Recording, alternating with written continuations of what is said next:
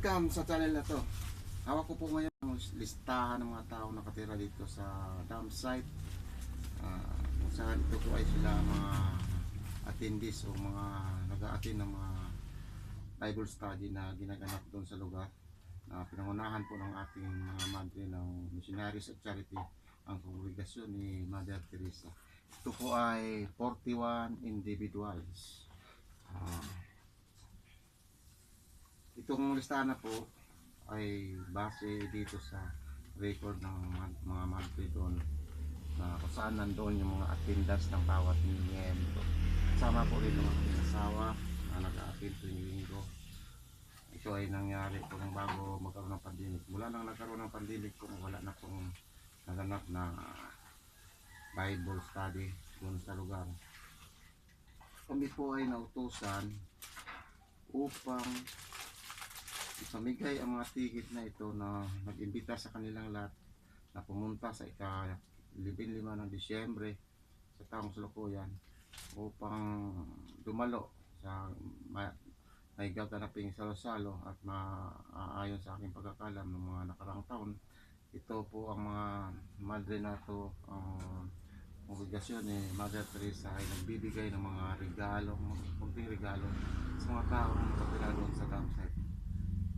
Ito nga pala ang dam site na to. Ito po yung mga tirahan ng mga taong nangangalakal noon nung kasalukuyang ginagamit pa ang lugar na tambakan ng basura ng Antipolo. Ngunit ngayon po ay nilipat na dahil sa mga sunod-sunod na aksidente nangyari doon.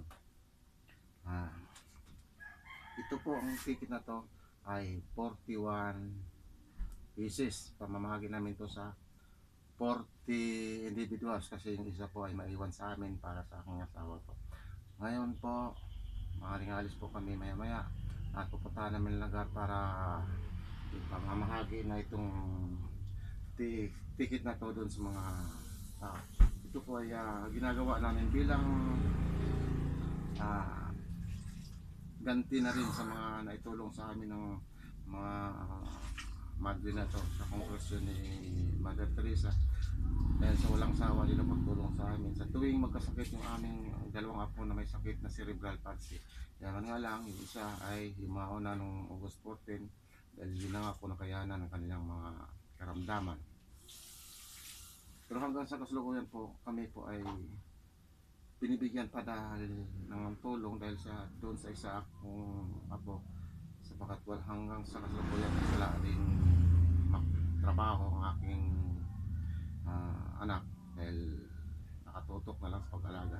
Sama na rin ang asawa ko sa pag-alaga ng bata dahil halos kung ilang oras ginugugol sa pagpakain pa lamang.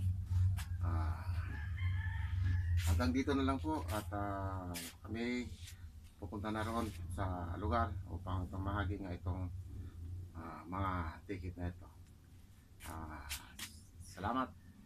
At doon sa mga bago pang nakapanood ng video na ito, huwag niyong kalimutan mag-subscribe, pindutin ang bell button at pagkuhan pa tayo sa larangan nitong pag-video, pag-YouTube. Asahan nyo po na sa darating na panahon ay magkakaroon tayo ng magandang video na matatawag natin may kalidad. Until next video, bye bye.